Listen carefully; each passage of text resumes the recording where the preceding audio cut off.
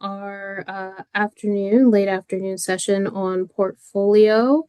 My name is Kayla Mack. I'm the Associate Administrator in the Office of Graduate Success, and I will let Jeff introduce himself. Hi. Thanks for joining us today. I'm Jeff McClellan. I'm the CEO of StartSOLE. I'm excited to talk to you about PortfoliOH today. Right. So I just wanted to share a little background to kind of level set on why we are here today.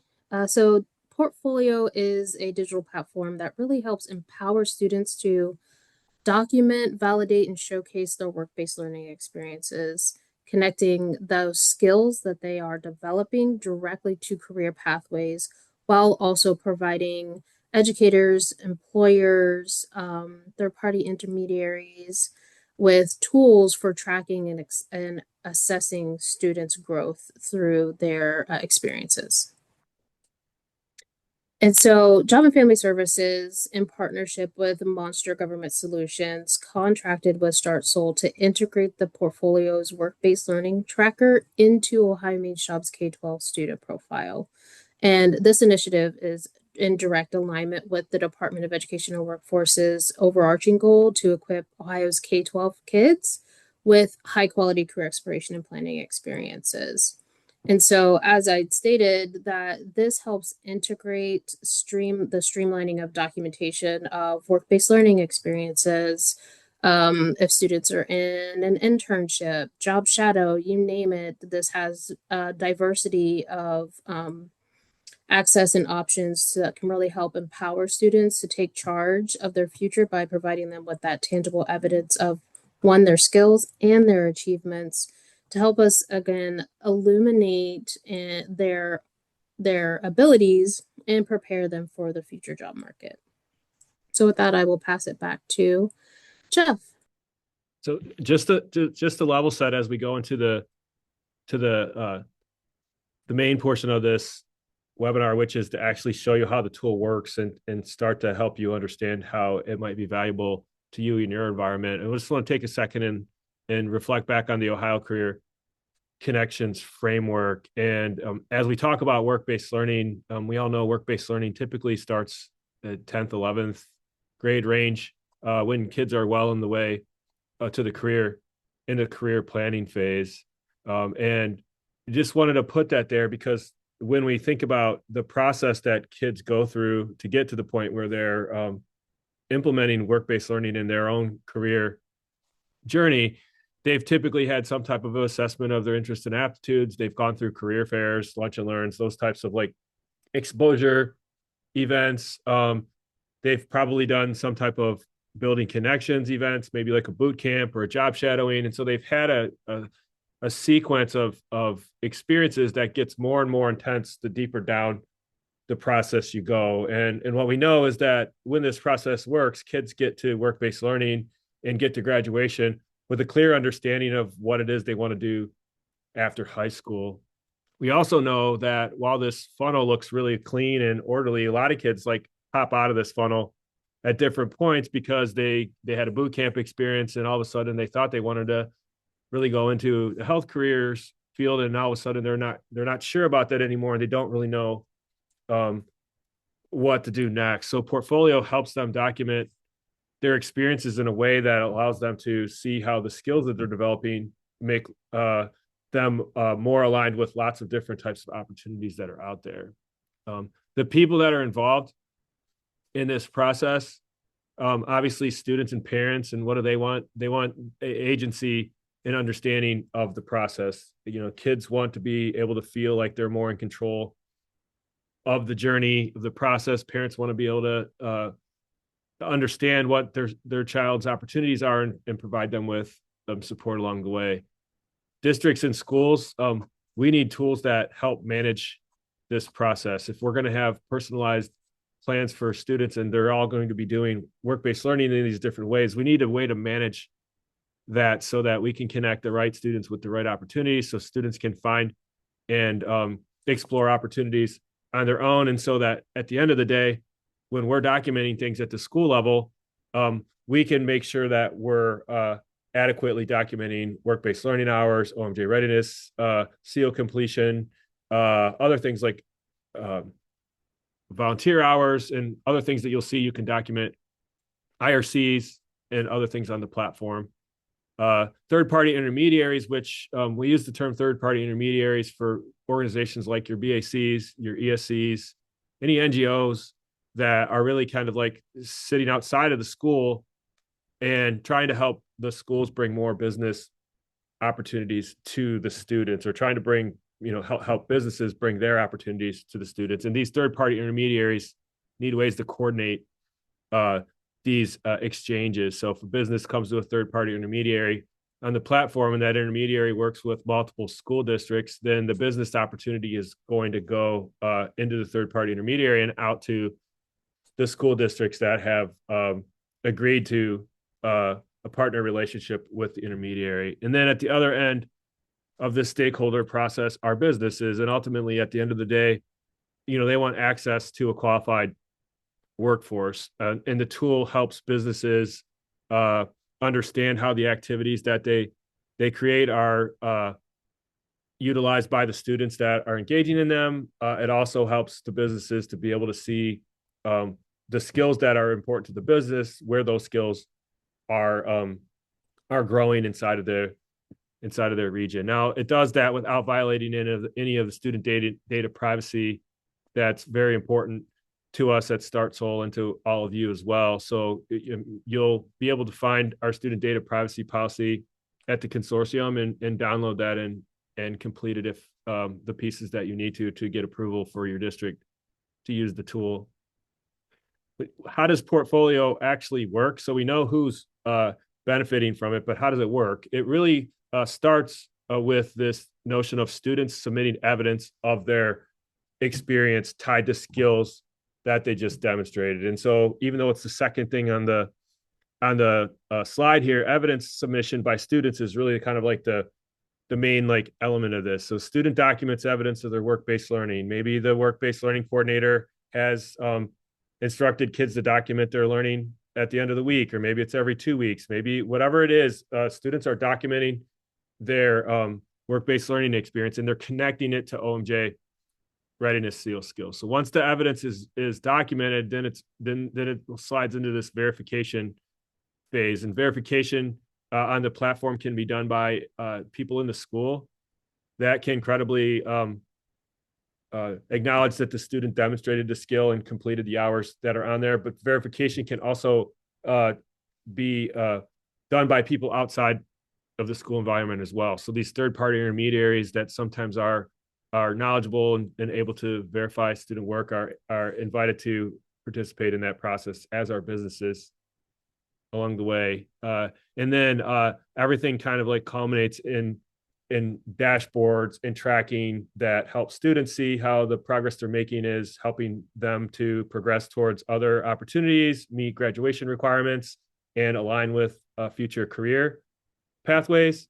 The dashboards for the schools help the schools understand and track the number of kids with work-based learning hours, the number of hours they have, the kids who completed OMJ SEALs, and all the things related to those that are requirements for you, in terms of reporting to the state.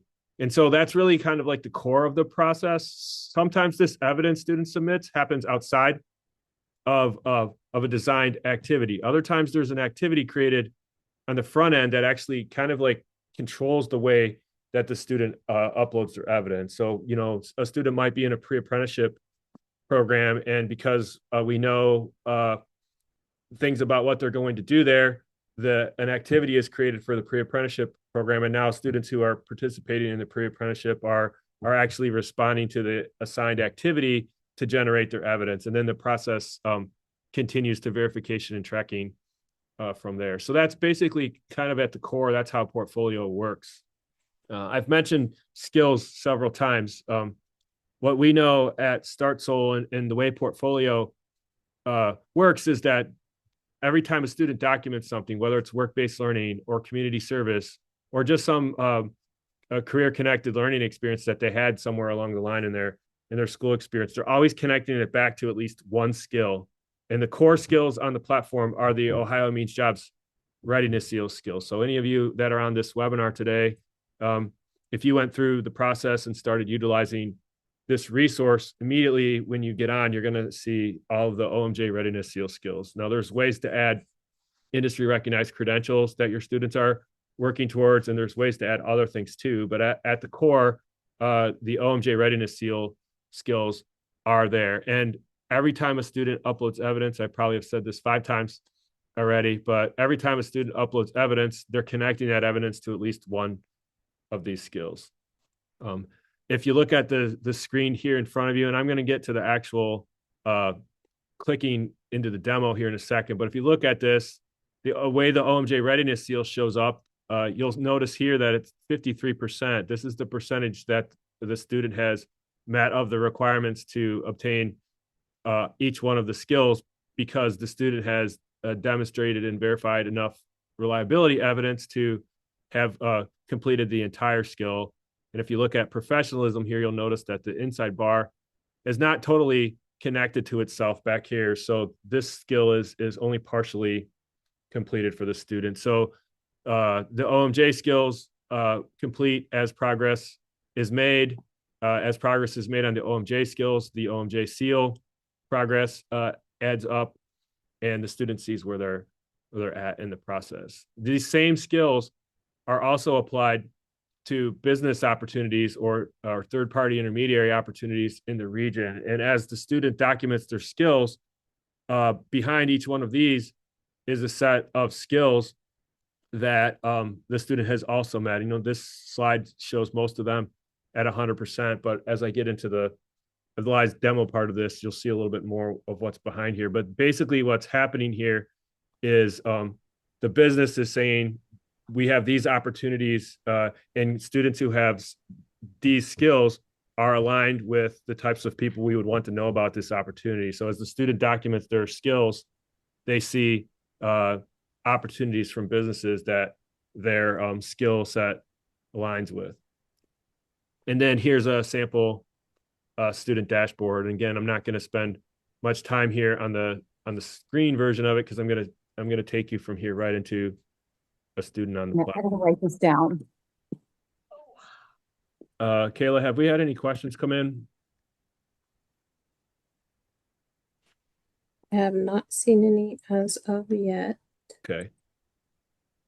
So I'm in a demo school district now called Lake Erie Perch and Walleye, and I'm actually going to open a demo student account up here.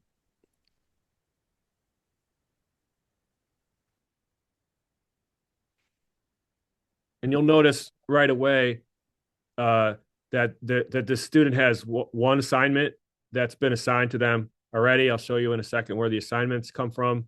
And they haven't demonstrated and verified any evidence yet. But let's just say that this is a junior student who's in a work-based learning experience as part of their CBI course or their CBI piece. This student is told to document their work-based learning hours on the platform. So they go over here, they click add evidence, and then immediately they're given the option of choosing between 3 different types of evidence to submit. They can add just text evidence, they can add evidence with a web link, or they can upload a file. Typically, with this type of work-based learning, kids are uploading timesheets or sharing timesheets with their work-based learning coordinator or their CBI instructor or someone. So we're just going to pick upload here. I'm going to go straight to the middle, and I'm going to upload my my sample timesheet here. So now I've uploaded my timesheet. I'm going to just put in here work hours, week of October 6th, 2025. Then the student is going to select the skills that they demonstrated that week. I'm just going to say I demonstrated discipline and I demonstrated punctuality. And then the question is, how did you demonstrate discipline and punctuality? The student answers the question here. I have one that I made earlier today. It's different skills, but I'm just going to put the same reflection in here from ChatGPT. Then the student says how much time they spent documenting or doing the work-based learning. I'm going to say 10 hours. They add the location. So I'm just going to say Giant Eagle. Let's use the one in Columbus here.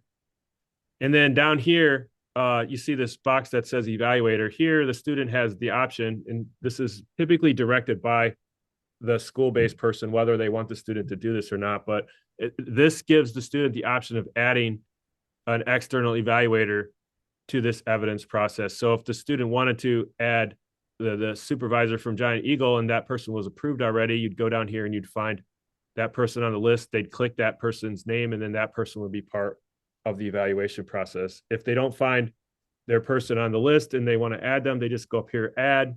They find the organization, they add the person's name and email address. What I'll get to that later, but that actually then is how we invite external evaluators into the process. So the student submits their evidence. Every time they submit something, whether it's from the open evidence process or from an activity, after they submit it, they're asked how much they enjoyed the experience of the hours of work they just did. They put in a little bit of a narrative there, and they hit next. So now this is the student's evidence that's submitted onto the platform. Now that this Kayla, Oh, did you we got it. Yeah, we got okay, cool. a couple questions. Some I was able to answer directly. Somebody was asking, how do we get access to the tool? I shared in the chat a link to the OMJ K-12 landing page of the Department of Education Workforce, where it provides resources for Portfolio. So for teacher's guide on using Portfolio and how to get started, and the email address that you can connect to be an administrator to start the process for your school or district. And then somebody was asking about being a work-based learning coordinator. That is a position that would be defined at the local level. Doing this work does not, it's not just only work-based learning coordinators who can facilitate putting in activities on the platform. We were just sharing of the many roles an individual can have. Work-based learning coordinator is one of those. Yeah, thank you. And we'll cover near the end. We'll cover some more how you get started with the platform. Okay, so the student has documented their evidence. Now, because the student documented it, doesn't mean it's automatically verified on the platform. An adult that's credible in terms of understanding that what the student did has to evaluate that evidence. And so, I've been using the term work-based learning coordinator, and as Kayla mentioned, that's just a term I'm using as one of the roles that you might have in your school. It might also be like the pathway teacher. It might be, a school counselor, whoever is like responsible in your environment for approving and managing work-based learning is one of the people who could evaluate this work. And there may be other people in the school. So I'm going to now go back in on my evidence tab here, and I'm going to find the work here. This is the work that was submitted by the student. I'm evaluating the work. I come in, I see their timesheet here. I see what the student wrote about how they demonstrated their skills. And then over here on the right is where I have to do my work to evaluate it. So the first thing I see is this work-based learning? Yes. Since the student added it, we don't know what type of work-based learning it is. So I'm going to check this box, and then I'm going to go in here and I'm going to say, this is job placement and internship. The next question is it worth 10 hours of evidence? The answer is yes. This one's asking whether or not this piece of evidence is community service. The answer here is no. And then I just have to look at this evidence and decide, did the evidence hit at least one of these look-fors for each of the skills on here? This one says evidence of recognition by supervisor for setting an example of personal behavior. I'll say that. And then evidence of reliable attendance. So now that I've checked those boxes, I can hit submit evaluation. And now this piece of evidence that I've just verified on the platform is also verified on the student side. So if I refresh the student account here, you'll see now the work-based learning hours have gone up to 10. You'll also see that the OMJ readiness seal is now at 8%. And if I I click on this, you'll remember the student documented punctuality and discipline. You'll see that the verified evidence is growing that inside bar. On these two skills, you'll also see it's growing the total percentage completion of the OMJ readiness seal. And then the student can, interact with this. And depending on how you've set it up for them to use it, the student can actually add any evidence they want to the platform too. So they can go in here and say, I really demonstrated reliability when I was participating as the captain of the marching band. So I click here and I add that evidence, and those types of things can be verified on here too. Now, obviously that would not count as work-based learning, but it still could count as evidence of the OMJ skill. You'll also notice below here, there's other opportunities that are now in progress for the student because the student documented these two skills in the context of their work-based learning.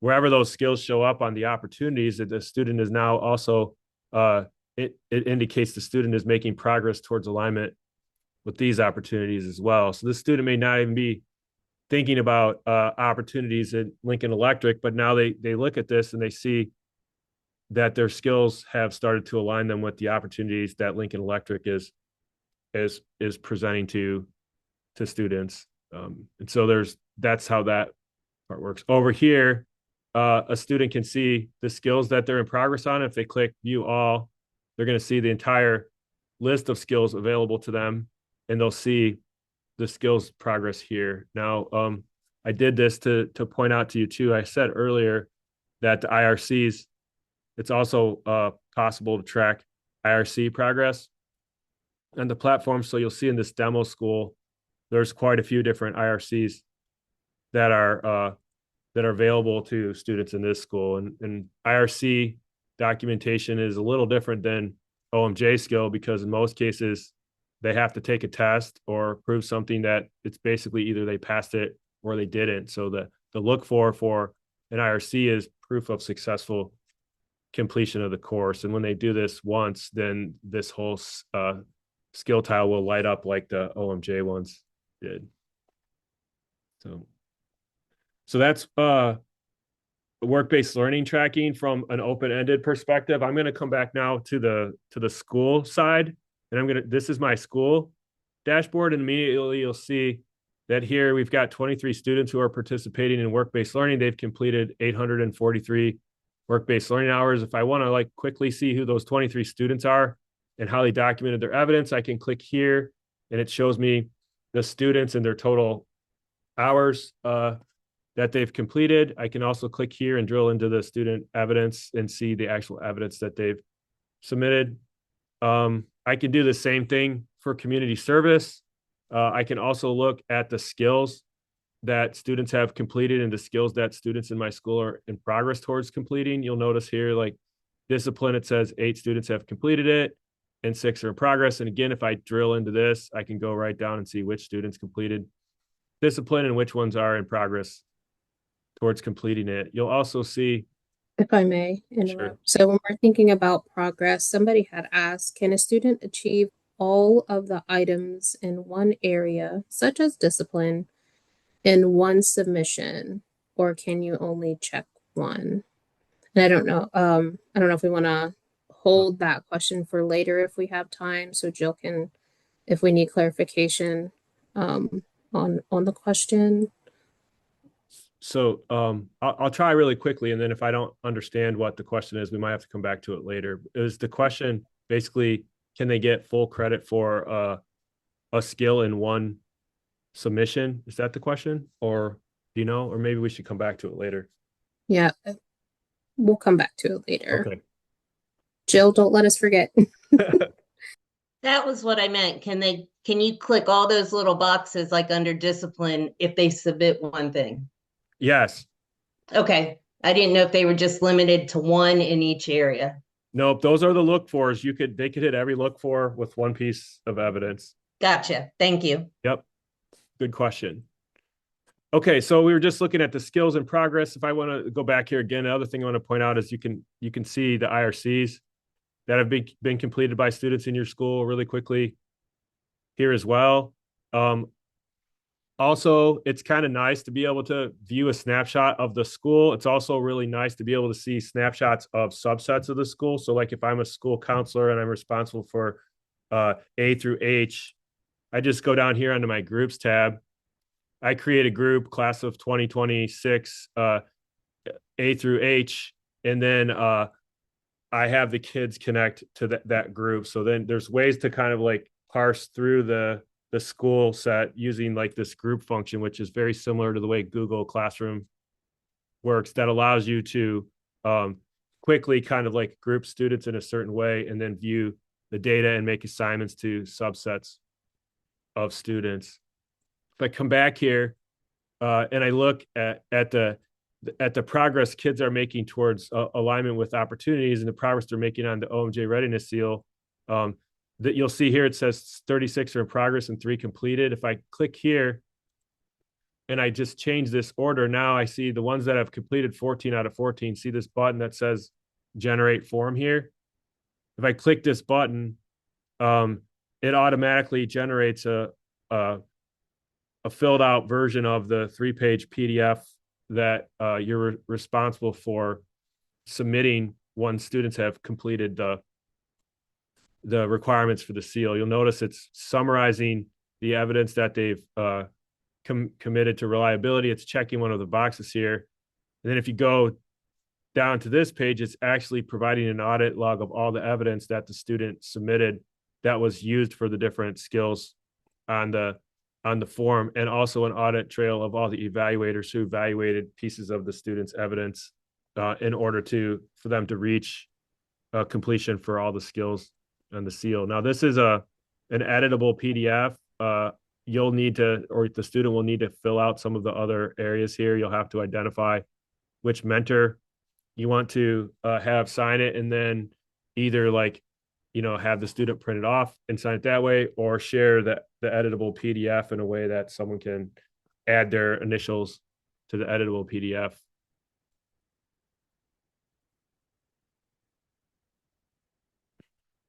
Any questions? Usually there's a question or two about that. Any questions?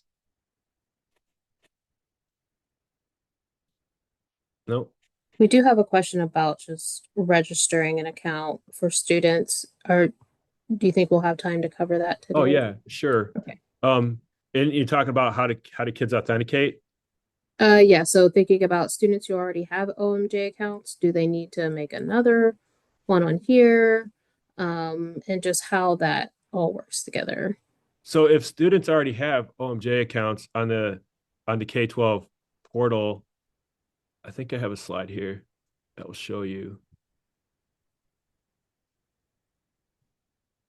They actually, here, if you see this, like under the career tabs on the K-12 student portal, the first thing that comes up there is the portfolio, and it's actually integrated with the K-12 portal. So if they already have a K-12 account, all the student needs to do is go into the K-12 site, go under the career tabs, find the portfolio link, and click launch portfolio. It'll take them directly into the portfolio platform from there. And then from the portfolio platform, there's a button at the top here that will take them right back to the Ohio Means Jobs K-12 platform. So if your kids are already authenticated through the K-12 platform, then there is a simple integration with that platform. Now, since we're on the topic of authentication, it's not required to go through the K-12 platform to get there. So if you're using it already, or if you want to use it that way, that's great. If you're not interested in doing that, you also have the option of setting up clever Google OHID or email and password authentication for the students in your school. And then you can access the platform directly from app.probata.com. So by all means, the K-12 portal is the ideal way to go if you're already set up that way, or if you want to take advantage of not only portfolio, but the other things that the K-12 portal offers. And it's integrated to do that. But you also can get to it directly from app.probata.com and authenticate with clever Google or email verification as well. So somebody had also asked a question, since it's currently not integrated with other platforms like school links. Can Mhm. students who are logging their work-based learning in Portfolio complete their readiness seal information in school links? Because I believe school links also has a readiness seal digital form happening in there. It would just be for those students to copy paste. Like they could do it in Portfolio and copy paste or download. I don't know any other ways, Jeff, they'd be able to They do could that. literally like paste these links probably right in there, the links of their evidence. They could take these links and paste them right in. It would redirect to Portfolio. They'd have to have access, or you'd have to have access to actually see the evidence. But yeah, they could probably just do some simple exporting of it by putting the links into the other tool. We can definitely like follow up and learn more about the way that you see that working too, and see what we can do in the future. Thank you. Yeah, great. Any other questions? I'm the one asking the questions about school links. Thank you so much. I appreciate it. We just are setting up our school links because it creates the whole document and allows the kids to email their mentors. And then the mentors verify it, it creates the entire document, so they don't have to print anything out and sign it, and there's no paper involved. Is Yeah, that something that you're moving towards? we can definitely talk about it.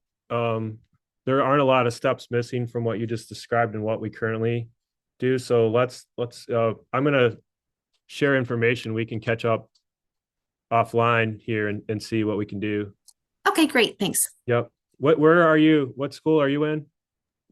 North Royalton. Oh, awesome. I'm actually in Avon Lake, so we're not that far apart.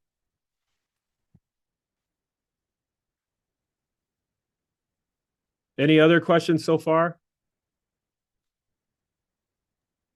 Nothing else has come up in Okay, there so let's yet. see.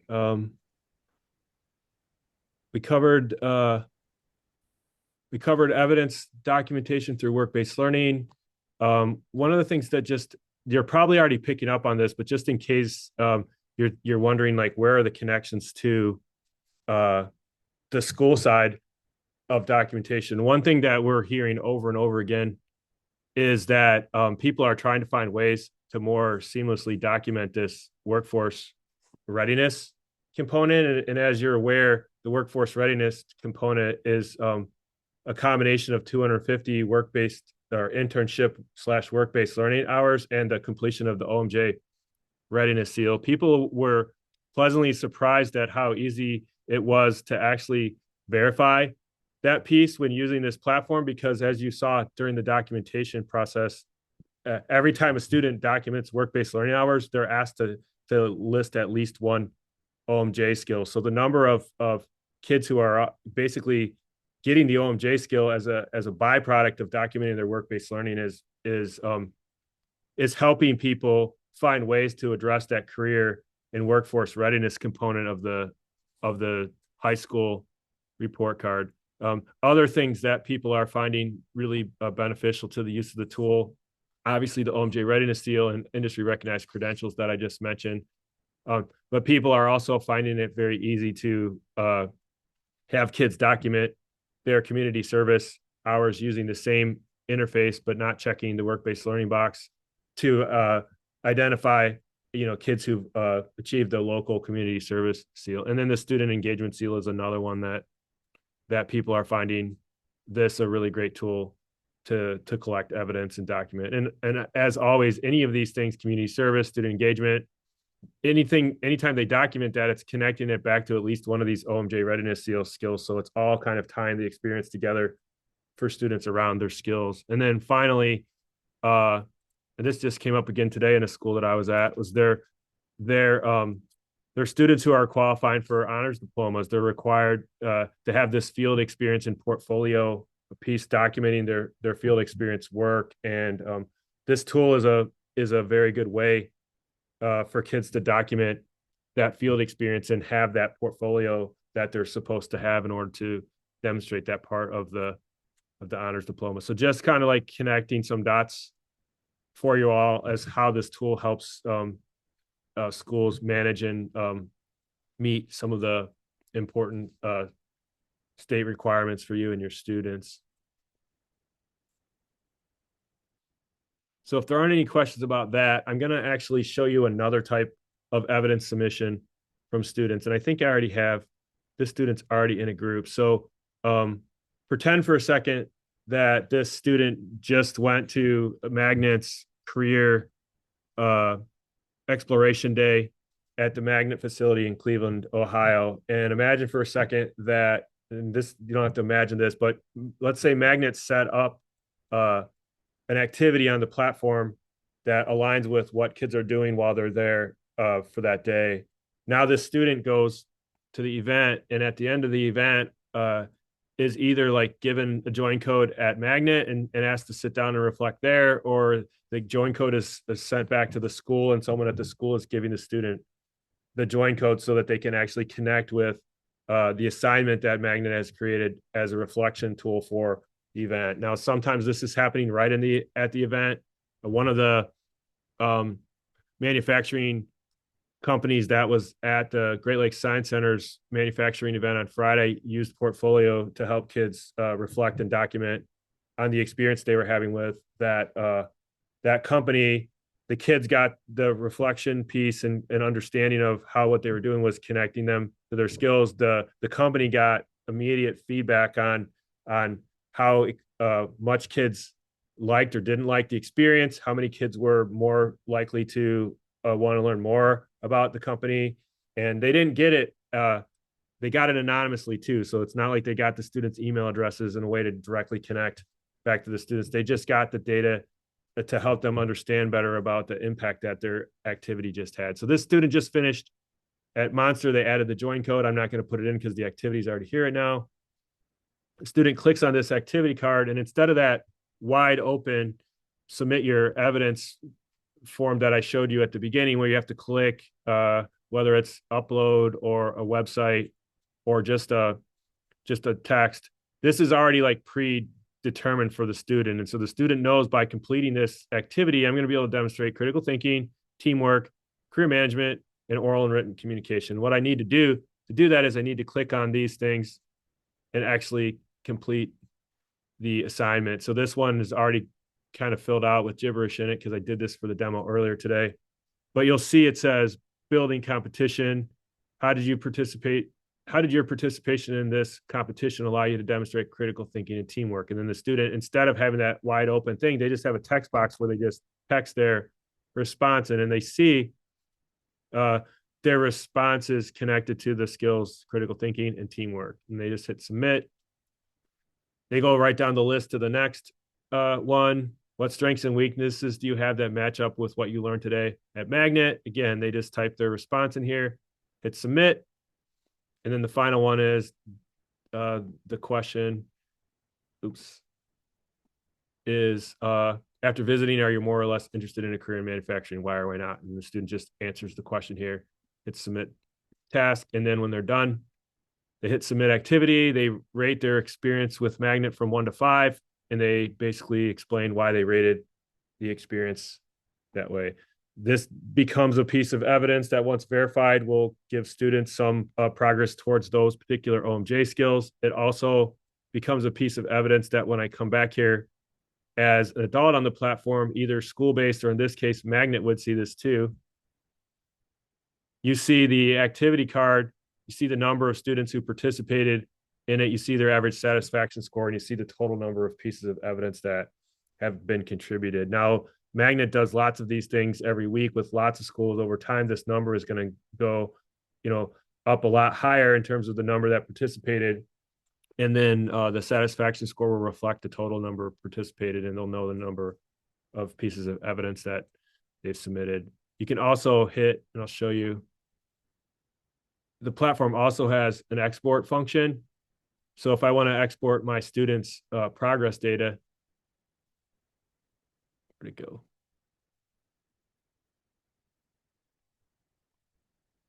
I click export. I click this button, and it exports a spreadsheet that gives you student by student how many hours of evidence that have been evaluated, how many work-based learning hours, how many community service hours It does the IRCs, the OMJ readiness seal completion, and the other things that you've seen us documenting in the platform. So it gives you a way to export the data. You can also do this with the activities. You don't get the students' actual responses. You just get the summary data that you saw on the card for the activity. So you'll know which career cluster the activity was in. You'll know how many students participated, what their satisfaction score was, where the activity took place, when it took place. All data that's not as valuable necessarily to school-based people, because that's not something you're typically asked to report on. But for a third-party intermediary or for a business that's participating in activities, having data around those things is critical for different parts of the operation. So I'm going to stop there again and see where we're at question-wise.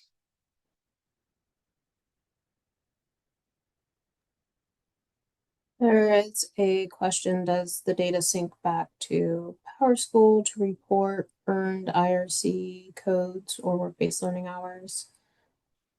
It does not currently sync back to PowerSchool, so you'd have to use the spreadsheet and then enter it from the spreadsheet over into PowerSchool.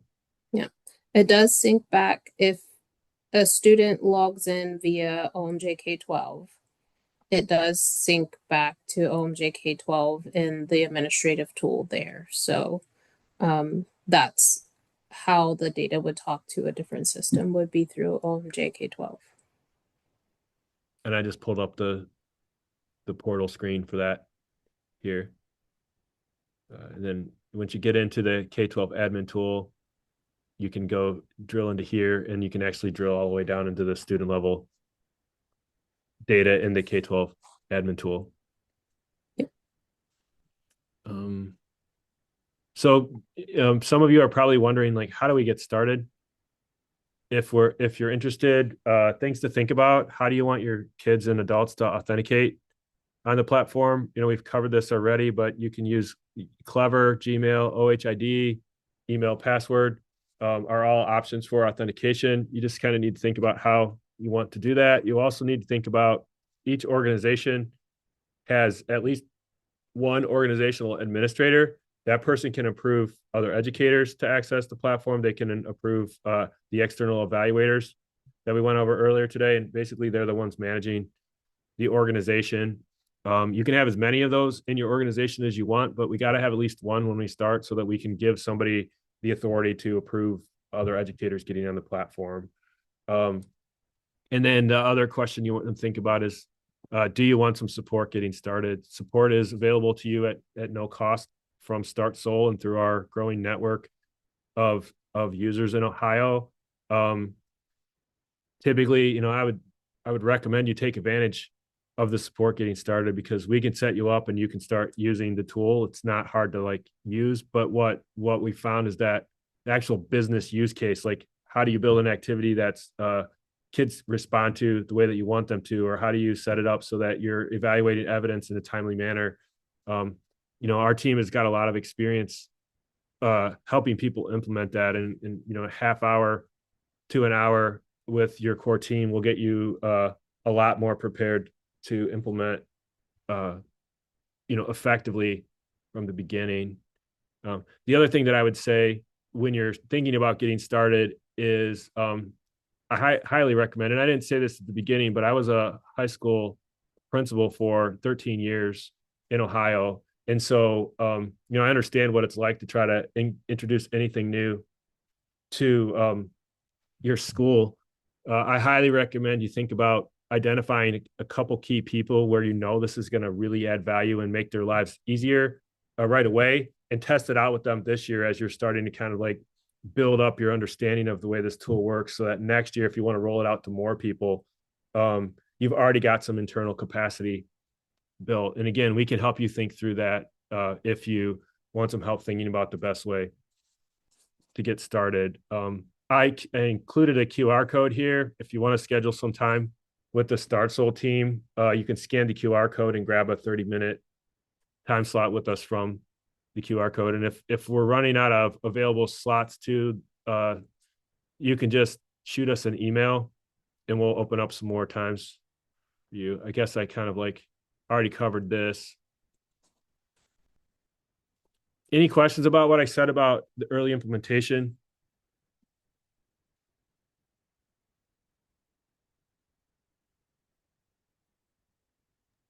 Don't see anything in the chat. Okay.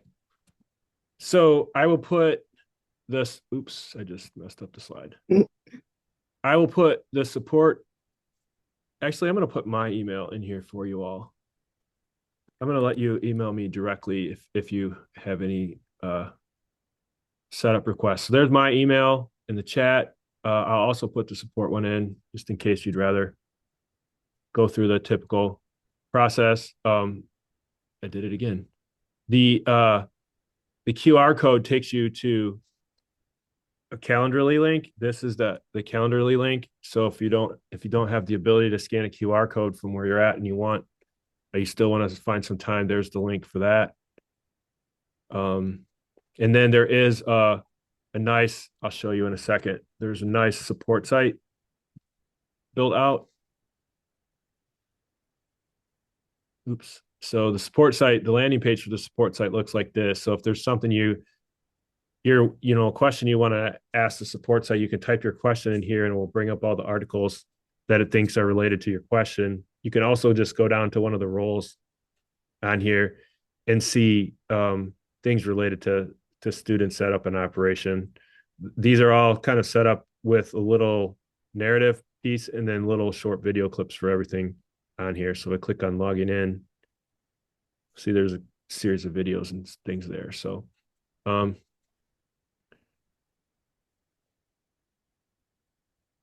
other than that, I don't know if there's any questions or anything else, Kayla, that So yes, we recorded this presentation. So this one will be posted on the Department of Education and Workforce's website. Just if you go to our website and put in Ohio Means Jobs K-12, that landing page is where you'll find some of the support resources that were talked about, as well as this training recording. I would say give us till next week to get that loaded up because it's got to go through our comms and get cleaned up, but it'll be available soon. In terms of a slide deck, I don't think this is more of like everything and all things, and I think Jeff was just kind of plugging and playing based off of the questions and conversation we were having today. So I don't think this one is available for public review. Is that correct, Jeff?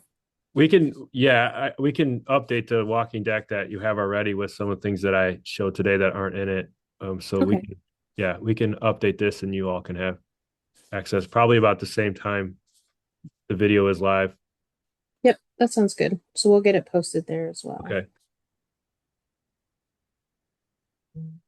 And I will reshare where that is on the department's website. So you have a direct link. There you go.